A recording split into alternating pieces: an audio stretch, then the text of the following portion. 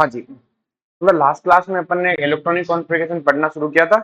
उससे पहले अपन ने क्या पढ़ लिया था बेटा? प्रिंसिपल क्वांटम नंबर्स पढ़ लिया था कि प्रिंसिपल क्वांटम नंबर्स क्या होते हैं, वो हमें क्या एक्सप्लेन करते हैं, चीजें हमने एक्सप्लेन कर ली थी ना। आज अपन बात करते हैं बेटा इलेक्ट्रॉनिक कॉन्फ़िगरेशन की। इलेक्ट्रॉनिक कॉन्फ़िगरेशन कैसे निकालते हैं? तो इलेक्ट्रॉनिक कॉन्फ़िगरेशन मेनली तो बस शुरुआत में रूल सीख लो, आगे जाके ट्रिक याद करनी होती है। हमारी बात में शुरुआत में हम क्या देखेंगे बेटा? रूल्स देखेंगे।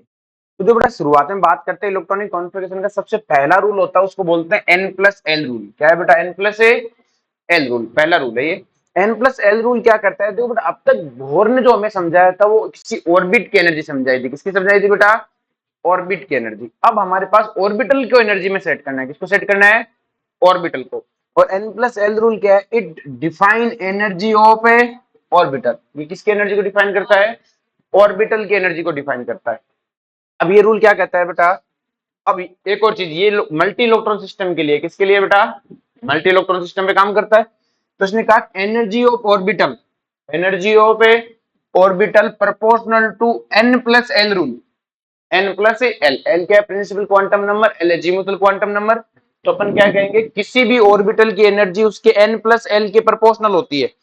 जिसका एन प्लस एल का सम ज्यादा, उसकी एनर्जी ज्यादा। आ रही बात में? इसी तरह से बेटा अगर एन प्लस एल सेम आ गया, सेम आ गया तो energy of orbital proportional to n. बोलो कोई दिक्कत है? आई बात में? अब देखो ध्यान से, अपने पास जैसे ऑर्बिटल है, अपने लिखा 1s, 2 में 2s और 2p होते, 3 में क्या होते हैं? 3s 3p 3d, 4 में कितने होंगे? 4, 4s 4p 4d 4f। उसी तरह 5 में कितने होते हैं? 5, 5s 5p 5d 5f 5g।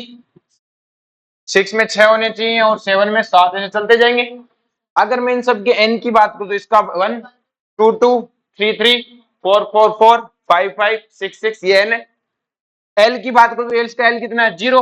इसका 0 और 1, इसका 0 1 2 0 1 2 3 0 1 2 3 4 0 1 2 3 4 5। इस तरह से इन सबके l की वैल्यू निकली हमने। अब अगर मैं इनके n प्लस एल का सम करूं तो 1 प्लस 0 कितना हुआ? 1। इसका कितना हुआ? 2। इसका दो रह गए 3। इसका 3 फिर 4 फिर 5, 4 5 6 7, इसमें 5 6 7 8 9, 6 7 8 9 10 11, फिर से 7 8, एन प्लस एल का सम आया।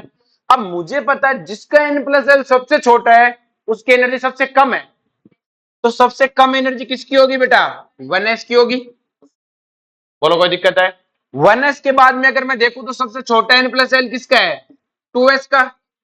उसके बाद अगर मैं n प्लस एल देखूं तो अगर आप ध्यान से देखो तो n प्लस एल 2p का और 3s का सेम है। जब n प्लस एल सेम आ जाए तो जिसका n ज्यादा होगा उसकी एनर्जी ज्यादा। तो इन दोनों का n प्लस एल सेम है तो हमने कहा एनर्जी किसकी ज्यादा? कि सर 3s की ज्यादा। तो 2p की कम, 3s की ज्यादा। बोलो कोई दिक्कत है? नेक्स्ट देखो बेटा, 3p की और 4s का n प्लस एल सेम है। और जब n प्लस सेम है तो एनर्जी किसकी ज्यादा? 4s की, क्योंकि उसका n बड़ा है। तो फिर 3p फिर 4s। नेक्स्ट देखो बेटा, 3d का 4p का n प्लस एल क्या है बेटा? सेम। और 5s का, इन तीनों का n प्लस एल क्या है बेटा? सेम। तो एनर्जी कम किसकी होगी? 3d की, फिर 4p की, फिर 5s की। आ रही बात में? इसी तरह से बेटा फिर लास्ट में अपने पास नेक्स्ट कौन आएगा? 4d। फिर देखो बेटा 4d 5p 6s, तीनों का n प्लस एल सेम है। तो अपना आंसर क्या होगा बेटा? 4d 4p 6s। उसके बाद देखो बेटा अपने पास आता है 4f। कौन आता है? 4f 5d 6p और 7s, इनका सेम है।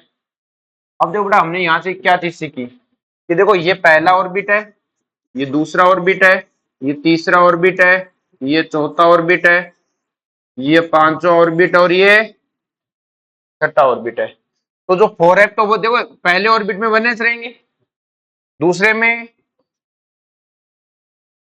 2s और 2p रहेंगे, तीसरे में 3s 3p और 3d, चौथे में 4s 4p 4d और 4f, पांचवे में 5s 5p 5d 5f, इसमें 6s 6p 6d 6f और अगले वाले में क्या आएगा 7s।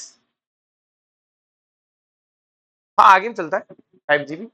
अब देखो बेटा एक ध्यान से चीज समझो कि देखो 3D है और 4s में से 3 ऑर्बिट पहले आती है और अपन जनरली ऐसे बोलते हैं थर्ड ऑर्बिट से ज्यादा एनर्जी होती है फोर्थ ऑर्बिट की, लेकिन बेटा 3D की एनर्जी 4s से ज्यादा है। ऑर्बिटल ने कहानी पलटी बेटा, बोहर तो सिर्फ ऑर्बिट पे टिका हुआ था, ऑर्बिट तो 3 है बेटा, लेकिन इसकी एनर्जी 4s से ज्यादा है। अरे मतलब हमारे सबसे अच्छा तुम्हारे खत्म से ठीक है, बट इनका 3D सबसे अच्छा है, इनका 4s सबसे खत्म है। बोलो कोई दिक्कत है? इसी तरह देखो बेटा 4f की एनर्जी इन 6s से भी ज्यादा है, जबकि 4 ऑर्बिट तो यही रह गया, फोर्थ ऑर्बिट की तो एनर्जी कम होती है ना बोर के हिसाब से, तो कहानी क्या होगी बेटा, मिक्स होगी। आई समझ में? ये ऑर्डर है बेटा, आई बात में, ये n+l का ऑर्डर है बेटा, ध्यान रहे। तो ये ऑर्बिट वाले हिसाब से याद नहीं करना है, क्लियर? ये मल्टी इलेक्ट्रॉन सिस्टम के लिए, किसके लिए बेटा? लेकिन अगर मैं इसके लिए मल्टी इलेक्ट्रॉन की जगह क्या याद पढ़ूं बेटा, single electron system, single electron system. और सिंगल इलेक्ट्रॉन सिस्टम किसने दिया था बेटा? बोहर ने, तो मतलब हाइड्रोजन सिस्टम के लिए। और हाइड्रोजन सिस्टम के लिए तो जो बेटा बोहर ने दिया था, उसने क्या कहा था कि फर्स्ट ऑर्बिट की एनर्जी छोटी है सेकंड ऑर्बिट से, सेकंड ऑर्बिट की एनर्जी छोटी है थर्ड से, और थर्ड की छोटी है बेटा फोर्थ से। तो मैं क्या कहूंगा 1s फिर 2s और 2p बराबर, क्योंकि उसके लिए तो थे ही नहीं, उसके लिए तो s और p थे ही नहीं था बोहर के लिए, तो बोहर के हिसाब से 2s और 2p बराबर। इसी तरह 3s 3p 3d बराबर, फिर 4s 4p 4d 4f बराबर। ये किसके लिए है? बोहर के हाइड्रोजन लाइक सिस्टम के लिए। और लिटरली में एक इलेक्ट्रॉन सिस्टम में कोई ये दिक्कत थी नहीं, ये तो मैनी इलेक्ट्रॉन सिस्टम में है। ये पंगा कहाँ है बेटा? मैनी इलेक्ट्रॉन सिस्टम में। वन इलेक्ट्रॉन सिस्टम तो ऐसा लिखा जाएगा जैसे बोहर ने, बोहर को गलत थोड़ी था, पर उसका सिस्टम ही एक इलेक्ट्रॉन का था, तो उसको ऐसा रिजल्ट मिला। क्योंकि एक इलेक्ट्रॉन जब रहेगा तो या तो 2s और 2p में कोई डिफरेंशिएट ही नहीं है ना, सिस्टम ही बदल गया ना, कहानी बदल गई। दो इलेक्ट्रॉन तो आपस में अट्रैक्शन रिपल्सन अलग तरीके के चलेंगे भाई, आपस में इलेक्ट्रॉन का भी तो रिपल्सन होगा, वो तो कोई काउंट ही नहीं है, सिर्फ अट्रैक्शन अट्रैक्शन काउंट है। इसलिए बेटा उसका ऑर्डर ऐसा आ रहा था। तो आपसे कभी पूछ ले हाइड्रोजन के लिए बताओ, तो आपको बताना first orbit second orbit third orbit fourth orbit, first की बड़ी सेकंड से, सेकंड की बड़ी थर्ड से, थर्ड की बड़ी फोर्थ से, और सेकंड वालों की बराबर, थर्ड वालों की बराबर, फोर्थ वालों की बराबर। उसको तो पता ही नहीं था एसपी से, लेकिन हाइड्रोजन के अलावा किसी के लिए पूछे तो ये ऑर्डर चलेगा 1s फिर 2s फिर 2p, ये मैनी इलेक्ट्रॉन सिस्टम के लिए। तो n+l को रूल किसके लिए? मैनी इलेक्ट्रॉन के लिए, हाइड्रोजन लाइक सिस्टम के लिए नहीं है। आ रही बात में? बोलो कोई दिक्कत है? इसे छाप लो बेटा, ये लिखा हुआ नहीं है ना।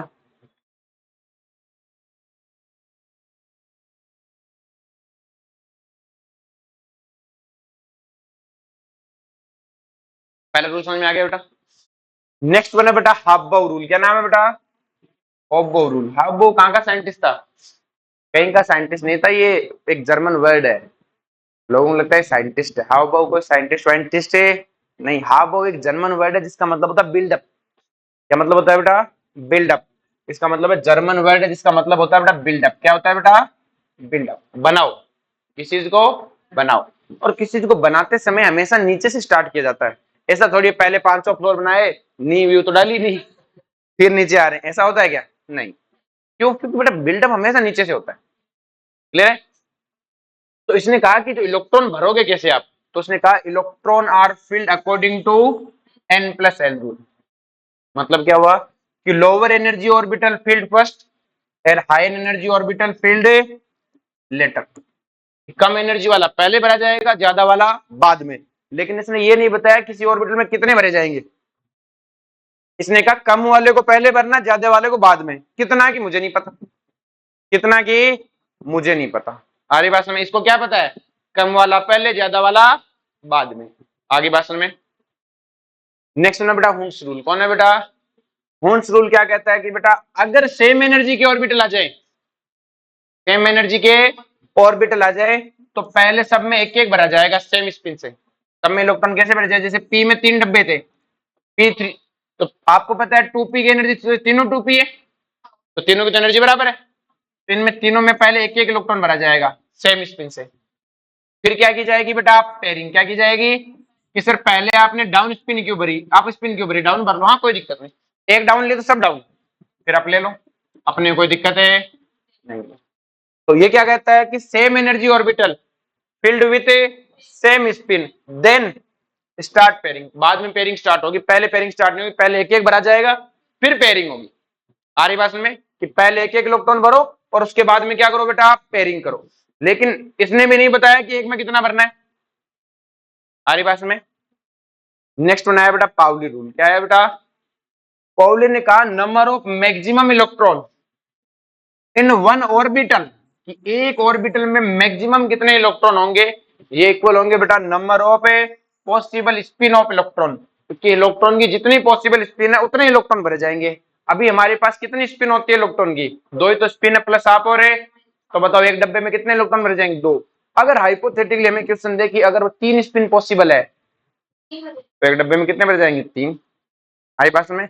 और अगर 10 स्पिन पॉसिबल है तो एक डब्बे में 10।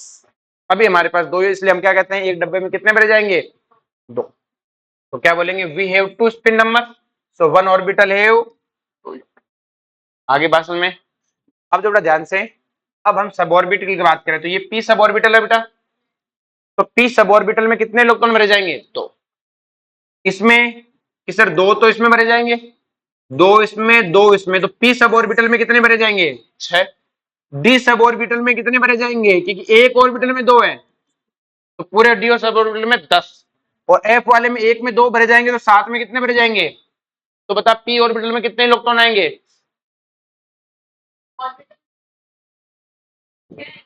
पी ऑर्बिटल में हमेशा दो इलेक्ट्रॉन आएंगे, एक डब्बे में तो हमेशा दो ही आते हैं ना। हाँ, पी ऑर्बिटल में हमेशा एक दो इलेक्ट्रॉन आएंगे।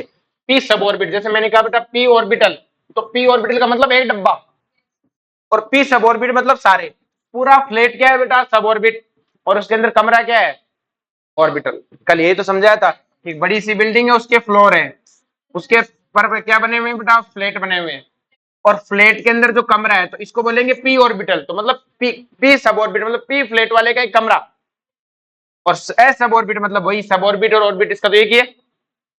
एस सब ऑर्बिट में कितने इलेक्ट्रॉन रह जाएंगे, दो, ऑर्बिटल में भी दो, क्योंकि 1 BHK तो है।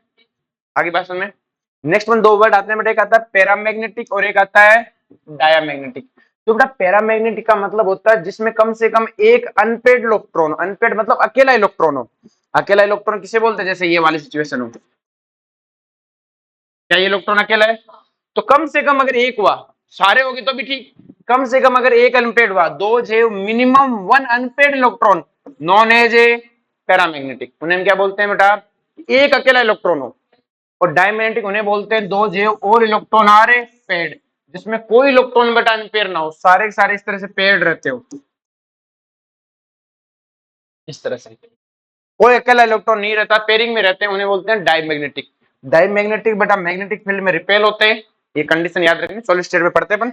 और पैरामैग्नेटिक मैग्नेटिक फील्ड से क्या होते हैं बेटा, अट्रैक्ट होते हैं। आगे बात सुनिए। अब बेटा तुम्हें क्या करना है, तुम्हें ये टेबल याद करनी है। अरे बात में इस टेबल का बड़ा यूज है, इस टेबल का बड़ा ही यूज है। तो तुम्हें देखो टेबल बनानी कैसे, पहले आपको 1s 2s 3s 4s 5s 6s लिखना है, फिर 2p 3p 4p 5p 6p, फिर 3d 4d 5d 4a पे 5a लिख लोगे। उसके बाद तुम्हें एक टेढ़ी लाइन खींचनी, क्या खींचनी है कि टेढ़ी लाइन खींच लोगे, और इस टेढ़ी लाइन से फिर से क्या खींचनी है, टेढ़ी टेढ़ी लाइन। कैसे खींचनी है, टेढ़ी लेकिन सीधी, तिरछी है लेकिन सीधी, इन लाइनों को ऐसे खींचना है।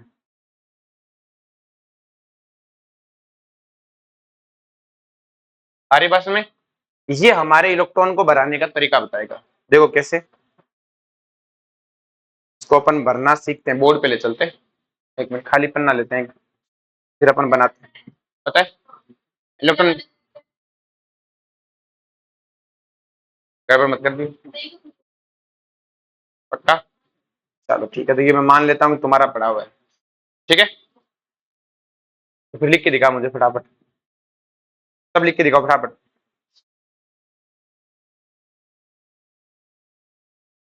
और जब ध्यान से अपने को इलेक्ट्रॉनिक कॉन्फ़िगरेशन लिखनी है, तो बेटा इलेक्ट्रॉनिक कॉन्फ़िगरेशन लिखने के लिए अपने को क्या करना पड़ेगा, अपने को सिंपल सिखाने सारे एटम्स को लिखना है ना। तो देखो बट अपन मानते हैं कि ये अपने क्या है कि बेटा कि जैसे एग्जांपल ले लेते हैं कि भाई जैसे आर्यन है, ये आर्यन क्या है बेटा, इस होटल का मालिक है, इसके पास एक होटल क्या मतलब धर्मशाला है, ये इस धर्मशाला का मालिक है, यहाँ बेटा रहता है। इसकी धर्मशाला का एक रूल है, ये क्या करता है कि पहले कमरे में पहले सबसे पहले को क्या करता है, कमरे पे ये फ्लोर बने हुए बेटा, ये क्या करता है सबसे पहले वाले फ्लोर में सबसे पहले को बिठाता है, कोई भी गेस्ट आता है उसको कहता है पहले कमरे को भरो। जब पहला फ्लोर का कमरा भर जाता है तो कहता है दूसरे के फ्लोर पे जाओ, और जब दूसरे फ्लोर का भर जाता है तो किसमें जाने को कहता है, तीसरे में जाओ, और तीसरे का भर जाता है तो क्या कहता है, चौथे में। लेकिन इसका रूल है, जब तक पहले फ्लोर के कमरे भरेंगे नहीं दूसरे में नहीं जाने देगा, और दूसरे के नहीं भरेंगे तीसरे में नहीं जाने देगा, रूल्स है इसके। वरना होटल में जाकर ले लो, इसको तो मेरी धर्मशाला में रहना तो ऐसा ही रहना पड़ेगा। क्लियर है। अब हमें पता है कि एस वाले कमरे में कितने आ सकते हैं बेटा इलेक्ट्रॉन, दो। पी वाले में कितने इलेक्ट्रॉन आ सकते हैं बेटा टोटल, सर 6। डी वाले में कितने आ सकते हैं, 10। इसी तरह से बढ़ता ही, जैसे सबसे पहले कोई हाइड्रोजन नाम का एटम आया और कहा हमें रहना है, कि कितने जने हो, कि एक जना, कि 1s में जाके रह लो, एस में तो 2 जने रह सकते हैं, एक जना है, और 1s में जाके रह लो, तो ये अपने रजिस्टर में क्या लिखेगा 1s1, कि एस वाले कमरे में एक जना रहा है। और आप रिप्रेजेंट कैसे करोगे, एक एस के एक डब्बे में एक इलेक्ट्रॉन है, और अकेला इलेक्ट्रॉन क्या कहलाता है, पैरामैग्नेटिक। क्या कहलाता है, पैरामैग्नेटिक। नेक्स्ट बेटा हाइड्रोजन चला गया, अगले दिन हीलियम आया, हीलियम के पास कितने इलेक्ट्रॉन है, दो, कि हम 2 जने हैं, तो ठीक है 1s कमरा खाली पड़ा है, जाके रह लो। फिर देखो अपने रजिस्टर में भी लिखेगा ना कि हिसाब के लिए, कि 1s नाम के कमरे में 2 इलेक्ट्रॉन रहते हैं, और एक डब्बे में एस के एक डब्बे में 2 इलेक्ट्रॉन रहेंगे। और बेटा इलेक्ट्रॉन हमेशा ऑपोजिट स्पिन में रहते हैं, हमेशा किस में रहते हैं, अपोजिट स्पिन में। एक अप रहेगा तो एक डाउन, तो एक अप तो एक डाउन, तो नेचर कैसा होगा बेटा, डायमैग्नेटिक। कैसा होगा, डायमैग्नेटिक। इलेक्ट्रॉन हमेशा एक डब्बे में 2 इलेक्ट्रॉन हमेशा ऑपोजिट, जितनी स्पिन है उतने इलेक्ट्रॉन रहते हैं। पावली ने ये कहा था, तो 2 स्पिन है तो एक अप से रहेगा तो एक डाउन से। क्लियर है। नेक्स्ट वन है बेटा लिथियम। लिथियम में कितने इलेक्ट्रॉन होते हैं, कि सर लिथियम में 3 इलेक्ट्रॉन। तो 3 जने हैं कि हमें एक कमरा दे दो जिसमें 3 जने रह सके, कि हमारे यहाँ ऐसा कोई रूल नहीं है, पहले 1s वाला भरेगा फिर 2s वाला, कि कितने हो 3 जने, कि 2 जने तो 1s में जाके रह लो, 2 जने तो 1s में, और एक जना किसमें जाके रह लो, 2s में। तो 1s2 2s1। क्या बात समझ में आई बेटा, तो 2 जने तो किसमें जाके रह लेंगे बेटा, 1s में, और एक जना किसमें जाके रह लेगा, 2s में। एक साथ 3 कमरे नहीं खोलेगा, रूल वाइज भरेगा, पहले पहला फ्लोर भरेगा फिर दूसरा। तो नेचर कैसा हो गया बेटा, एक अकेला इलेक्ट्रॉन आ रहा है तो नेचर हो गया पैरामैग्नेटिक। तो इसमें देखो ये 2 जनों को तो 1s2 में रखा, 1s में रखा, एक को 2s में। रूल से इसके पहले ये भरेगा फिर ये भरेगा, एक साथ ऐसा नहीं कि 3 कमरा दे, एक कमरे में 3 बेड वाला दे दो, ना ऐसा हमारे रूल ही नहीं है। पहले पहला कमरा भरेगा फिर दूसरा, ज्यादा पैसे तो होटल में जाके रह लो। आर्यन सेट है, ऐसा रूल रखता है।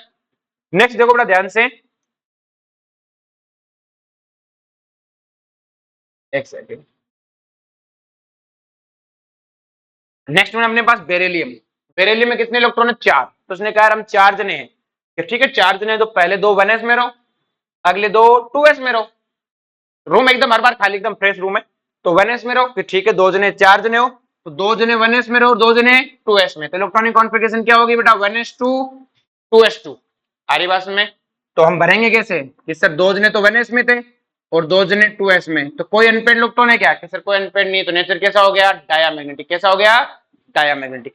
नेक्स्ट वन आया बेटा बेरिलियम, चला गया। अगले दिन आया बोरोन, इसके पास 5 इलेक्ट्रॉन है, कहता है हमारे पास 5 है, कि 2 जने तो रहो 1s में, 2 जने रहो 2s में, कितने हो गए 4, कि पी वाला कमरे में 6 जने रह सकते हैं, तुम्हारा तो एक ही बचा है, कि हम 5 एक जगह रह, लेकिन ना ऐसे नहीं रहने दूंगा मैं, पहले 2 1s में रहो फिर 2 2s में रहो, फिर जो एक बच गया उसके बाद देखो पहला फ्लोर दूसरा फ्लोर, जब दूसरा फ्लोर भर गया तो तीसरे फ्लोर पे सबसे पहले कौन सा कमरा आ रहा है, 2p। इसका रूल है पहले कमरा आएगा वही पहले भरेगा।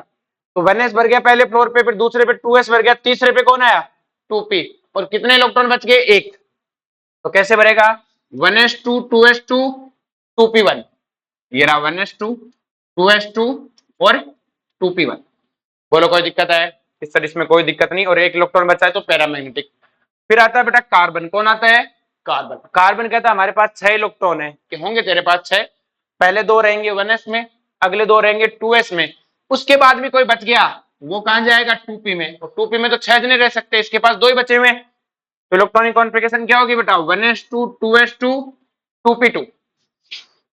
बोलो कोई दिक्कत है, सॉरी।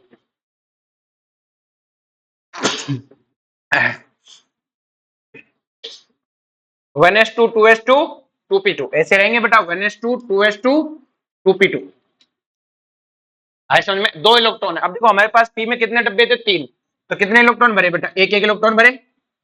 बोलो इसमें कोई दिक्कत है? क्योंकि बेटा जब तक हमने कहा था कि पी में 3 इलेक्ट्रॉन है तो पहले एक एक भरेंगे। क्या भरेंगे बेटा?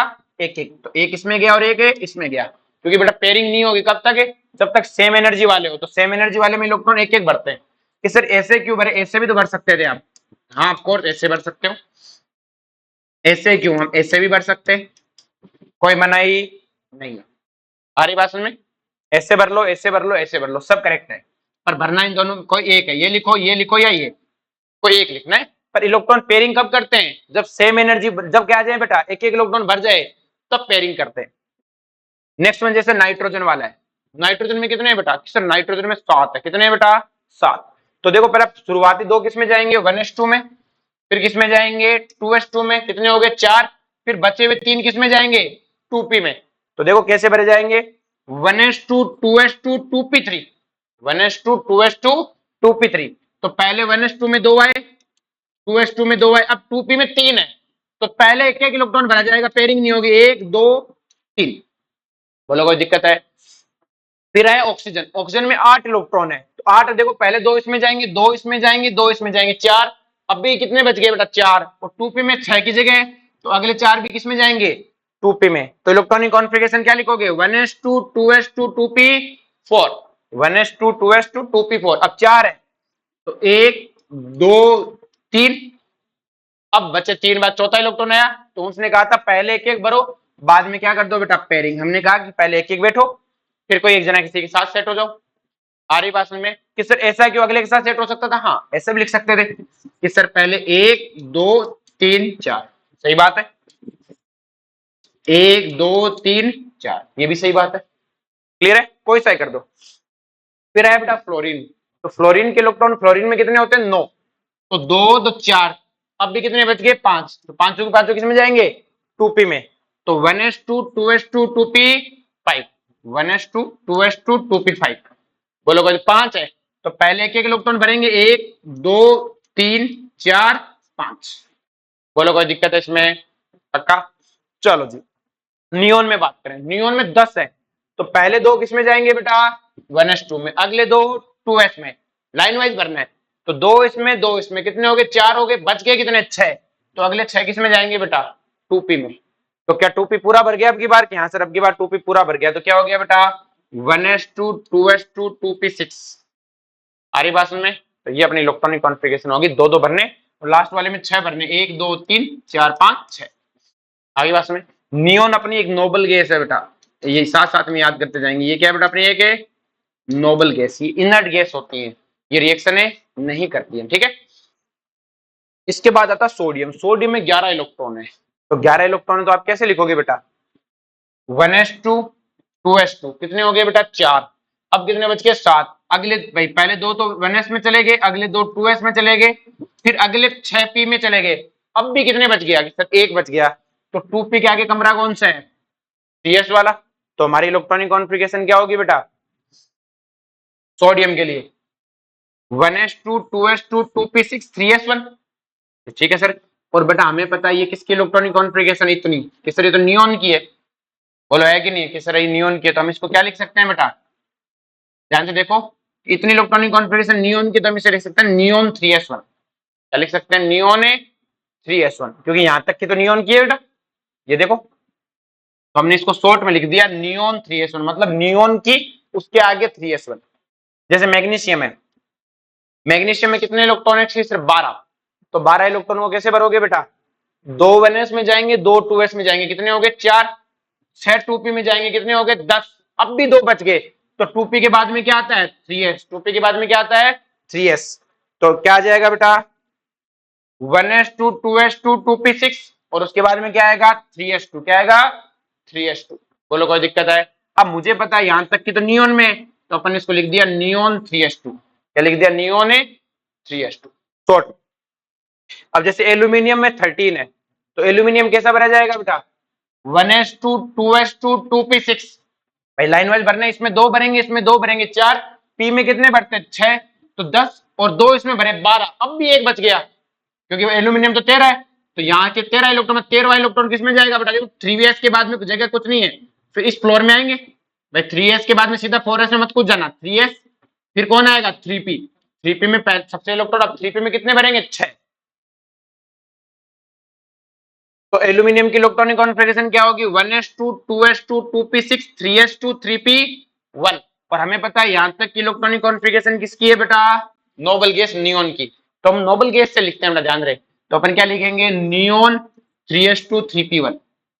अब जस्ट वन हमें पूछे सिलिकॉन, सिलिकॉन में कितने इलेक्ट्रॉन है बेटा? 14। तो 14 इलेक्ट्रॉन है, तो कैसे भरोगे? 1s2 2s2 2p6 कितना हो गया बेटा? 2 इसमें, 2 इसमें 4, 6 इसमें 10, 2 इसमें 12, और 12 के बाद में अब भी कितने बच गए? 2। तो अगले 2 किसमें जाएंगे बेटा? 3p में। किसमें जाएंगे? 3p में। तो क्या हो गया बेटा? 1s2 2s2 2p6 3s2 3p2। और मुझे पता है ये इलेक्ट्रॉनिक कॉन्फ़िगरेशन किसकी है बेटा? कि सर ये नियोन की है। किसकी है? नियोन की। नियोन के बाद में 3s2 3p2। अब हमसे पूछा फॉस्फोरस, फॉस्फोरस में हम खुद बताओ 15 है, तो हमें पता है 2p2 3 है, तो 1s2 2s2 2p6 3s2, आगे क्या आएगा? 3p3। सर कैसे है कि 15 इलेक्ट्रॉन भर लो, 2 2 4 4 6 10 10 और 2 12, अब कितने बचे? 3। तो अगले 3 किसमें जाएंगे? 3p में। तो लाइन वाइज भर दो बेटा, 1s2 2s2 2p6 3s2 3p3। और मुझे पता है यहां तक की इलेक्ट्रॉनिक कॉन्फ़िगरेशन नियोन की है, तो मैं सीधा लिख सकता हूं नियोन 3s2 3p3। बात करें सल्फर की, सल्फर में 16 इलेक्ट्रॉन है, तो 16 इलेक्ट्रॉन कैसे भरोगे बेटा? 1s2 2s2 2p6 3s2 3p6, sorry 3p नहीं, यहां तक कितना होगा? 2 2 4 4 6 10 और 10 2 12, और हमें चाहिए 16, तो अगले 4 किसमें जाएंगे? 3p में, क्योंकि p में 6 रह सकते हैं। तो आपके सल्फर की क्या आ गई बेटा? 1s2 2s2 2p6 3s2 3p4। बोलो कोई दिक्कत है? समझ में आ गया ये बात? नेक्स्ट हम बात करते हैं क्लोरीन की। किसकी बात करते हैं? क्लोरीन में 17 इलेक्ट्रॉन होते हैं। कितने होते हैं बेटा? 17। तो देखो बेटा ध्यान से, 2 2 4 4 6 10 10 और 2 12, अब बच गए 5, अगले 5 किस में जाएंगे? 3p में। किस में जाएंगे? 3p में। तो इलेक्ट्रॉनिक कॉन्फ़िगरेशन में सीधा लिख दूं कि नियोन के बाद में 3s2 3p5, और फिर आता है आर्गन। तो आर्गन में तो एक ही बड़ा, तो क्या आ जाएगा? 3s2 3p6। उसके बाद आता है पोटेशियम, पोटेशियम में होते हैं 19 इलेक्ट्रॉन। तो देखो 19 भरो, कितने आ जाएंगे? 2 इसमें, 2 इसमें, कितने में? 4 4 6 10 10 और 2 12 12 और 6 18, और पोटेशियम में अगला इलेक्ट्रॉन किस में जाएगा बेटा? 4s में। तो कितने हो गए बेटा? 19। कितने हो गए? 19। तो अपनी इलेक्ट्रॉनिक कॉन्फ़िगरेशन क्या हो गई बेटा? Argon 4s1। इसी तरह अगर कैल्शियम की बात करें, तो कैल्शियम में कितने इलेक्ट्रॉन है? 20। तो 20 इलेक्ट्रॉन को कैसे भरोगे बेटा? कि सर पहले 2 किस में जाएंगे? 1s में, फिर 2s में, कितने हुए? 4, फिर 2p में कितने हुए? 6 6, सॉरी 2 इसमें, 2 इसमें 4 6 इसमें 10 10 और 2 12 12 और 6 18, अब बच गए 2, तो अगले 2 किस में जाएंगे? 4s में। किस में जाएंगे? तो कैल्शियम की इलेक्ट्रॉनिक कॉन्फ़िगरेशन अपन क्या लिखेंगे बेटा? कि सर यार यहां तक तो आर्गन की थी 18 तक, तो आर्गन के बाद ये 4s1, तो ये आर्गन के बाद है 4s2। अब बेटा अपने पास डी ब्लॉक के एलिमेंट आते हैं। कौन आते हैं बेटा? डी ब्लॉक के एलिमेंट। इनको याद रखना है, scandium, titanium, vanadium, chromium, manganese, iron, cobalt, निकल, कॉपर, जिंक। आ रही बात में? अब देखो बेटा ध्यान से, अब ध्यान से देखो, अपने पास 21वें नंबर पे डी ब्लॉक आता है। तो देखो 2 इसमें, 2 इसमें 4 4 6 10 10 और 2 12 12 और 6 18 18 और 2 20, अब 21वां इलेक्ट्रॉन किस में जाएगा? 3d में। देखो 4s के बाद 5s में मत कुछ जाना, क्योंकि 4s खत्म होने के बाद कौन आएगा? 3d। तो 21वां इलेक्ट्रॉन किस में जाएगा? 3d में। और d में 10 इलेक्ट्रॉन आते हैं, तो 21 से 30 तक सब किस में जाएंगे? d में। तो अपन सीधा सीधा लिख सकते हैं, देखो हमें पता है बेटा कि कैल्शियम का आर्गन है 4s2, तो इसका क्या होगा? आर्गन 4s2 तो नहीं है, अगला इलेक्ट्रॉन किसमें जाएगा? 3d1 में।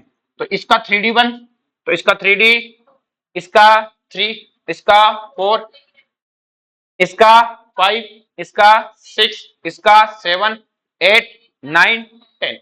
ये याद करनी है बेटा, अभी चिंता मत करो, ये पीरियोडिक टेबल में फिर से पढ़ाऊंगा, तब इनकी ट्रिक ये पढ़ाऊंगा ना। तो अभी तो मैं सीधे सीधे रूल से पढ़ा रहा हूं। तो ये D1, D2, D3, D4, D5, D6, D7, D8, D9, D10 ऐसा आना चाहिए था, लेकिन दो जनों को पंगे हैं, एक तो क्रोमियम को और एक कॉपर को। इस सर क्या पंगे हैं, तो देखो बेटा ध्यान से, अगर मैं क्रोमियम और कॉपर की एक्सेप्शनल बिहेवियर देखूं तो देखो क्रोमियम की इलेक्ट्रॉनिक कॉन्फ़िगरेशन है 4s2 3d4, यही होनी चाहिए थी, लेकिन इसकी होती है बेटा एक इलेक्ट्रॉन 4s से 3d में चला जाता है और होता है 4s1 3d5। क्लियर है? इसी तरह से कॉपर की होती है 4s2 3d9, इसका एक्सेप्शनल बिहेवियर होकर एक इलेक्ट्रॉन आगे चला जाता है और क्या बन जाता है 4s1 3d10। बता दें यहां तक कोई दिक्कत है? पक्का? अब देखो बड़ा ध्यान से कि ये चीज हमें इस चीज को समझना है कि ऐसा क्यों होता है, बाद में समझाएंगे। ये एक्सेप्शनल बिहेवियर किसमें बेटा, क्रोमियम और कॉपर में। क्लियर है? बाकी कोई टेंशन नहीं है, लाइन वाइज शुरू हो जाओ। इसका D1 है तो इसका D2, D3, D4, D5, D6, D7, D8, D9, D10। और ये याद रखने बेटा कि scandium, titanium, vanadium, chromium, manganese, iron, cobalt, निकल, कॉपर, जिंक। और चिंता मत करो, पीरियोडिक टेबल में अपन इससे भी आसान तरीके से पढ़ेंगे। ये तो मैंने रूल से आपको इलेक्ट्रॉनिक कॉन्फ़िगरेशन लिखना सिखाया है। पीरियोडिक टेबल जब चैप्टर शुरू करेंगे उसमें और भी आसान तरीके से पढ़ेंगे कि ये इलेक्ट्रॉनिक कॉन्फ़िगरेशन तो एकदम बहुत आसान लगेगी। ठीक है, अभी तो बस एक तरीका बताया क्या होता है, अभी इलेक्ट्रॉनिक कॉन्फ़िगरेशन याद नहीं करना है, ये तो तरीका था ऐसे निकालने का। असली मजा तो पीरियोडिक टेबल में आएगा कि इलेक्ट्रॉनिक कॉन्फ़िगरेशन सीखते कैसे। क्लियर है? ये तो बस ऐसे मैंने बताया रूल से, बड़ा अजीब सा लगता है रूल से पढ़ना, जब अपन ट्रिक से पढ़ेंगे वो पीरियोडिक टेबल में पढ़ेंगे, बट चैप्टर वो इसी चीज का है। क्लियर है? अब नेक्स्ट देखो बड़ा ध्यान से,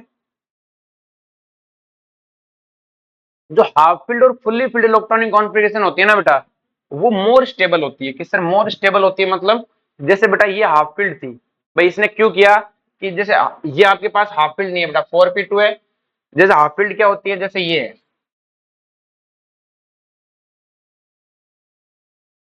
डी में D5 होना, ये हाफ फील्ड होती है। क्या होती है बेटा? Half field. और फुल्ली फील्ड मतलब है जिसमें पूरा भर जाए, जैसे ये फुल्ली फील्ड और ये हाफ फील्ड। ये पी की हाफ फील्ड, पी की फुल्ली फील्ड। ये डी की हाफ फील्ड है और डी की फुल्ली फील्ड क्या होगी बेटा?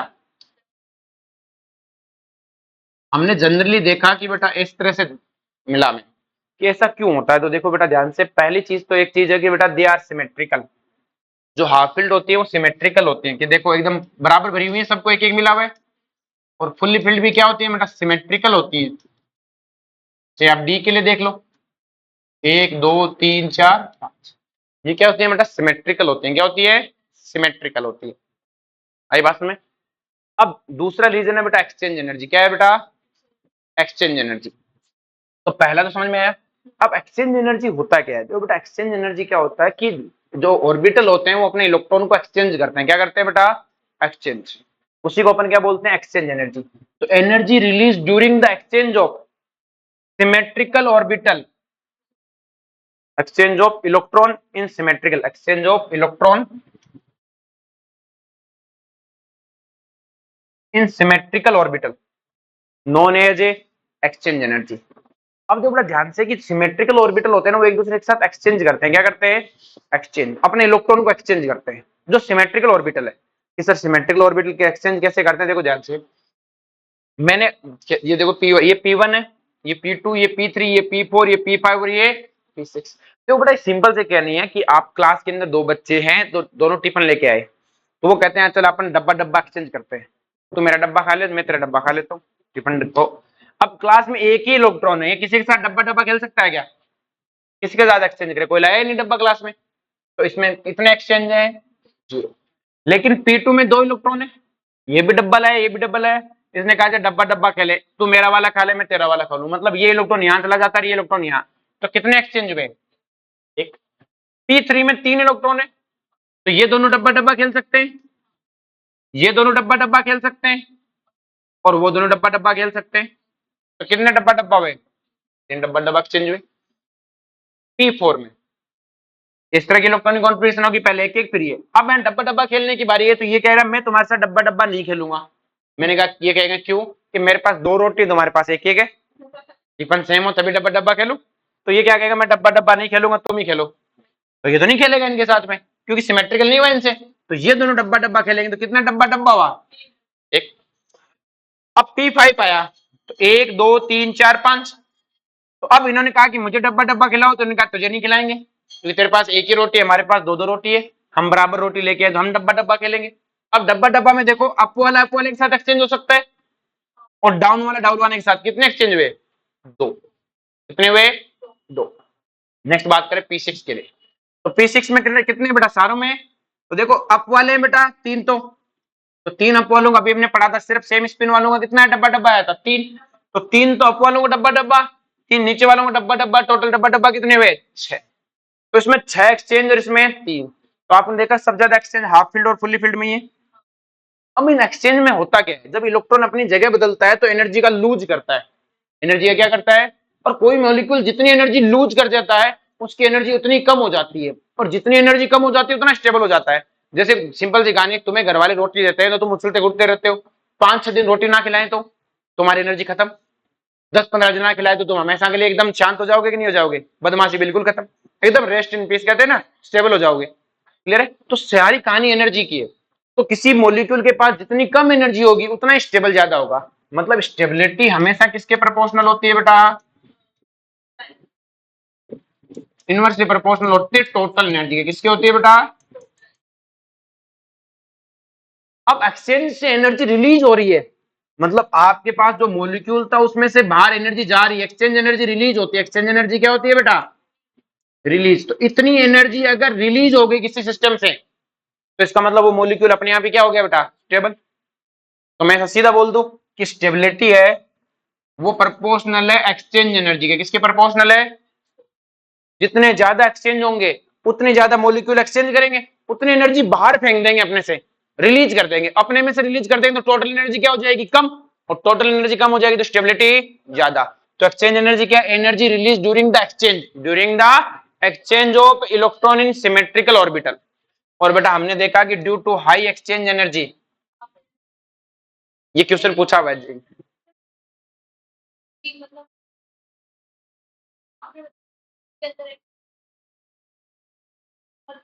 हाँ तो पी के सर पी वाले, हाँ तो अब डी वाला कहता है जैसे यही कहानी क्रोमियम के साथ में है। देखो ध्यान से, ये 4s2 है और ये 3d4 है, ये थी क्रोमियम की। क्रोमियम कहता है ये ना हो कि अगर मेरी ये होती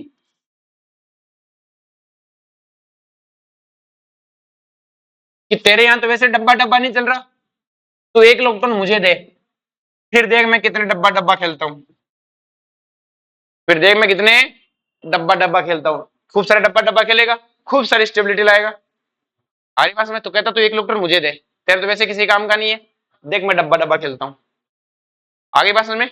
इसी तरह यहां पर है, और ऐसे ले लेता है वो। ठीक है, बोलो कोई दिक्कत एक्सचेंज एनर्जी में? क्वेश्चन आता है बट एक्सचेंज एनर्जी क्या होती है, समझ में आ गया कि भाई डब्बा डब्बा खेलना है। सब ज्यादा किसमें मिलता है डब्बा डब्बा? हाफ फील्ड और फुल्ली फील्ड। और डी में मिलता है, डी में तो 5 है तो खूब डब्बा डब्बा खेलेगा, इसलिए जितना डब्बा डब्बा खेलेगा उतनी एनर्जी रिलीज, और जितनी एनर्जी रिलीज उतनी स्टेबल। आगे बात समझ में? पक्का? चलो जी नेक्स्ट स्टडी लगाएंगे अपन टाइप्स ऑफ ऑर्बिटल।